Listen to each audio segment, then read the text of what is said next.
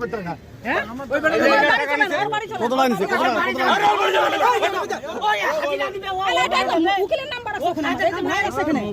কত টাকা নিছে?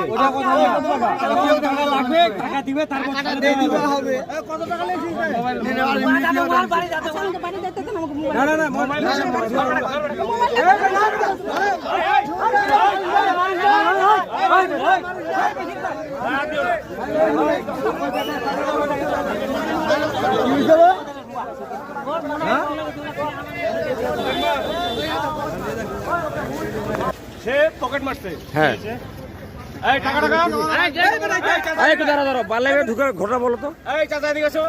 এই টাকা পুরা কই? আরেকজন কই? আরেকজন ভাই কই?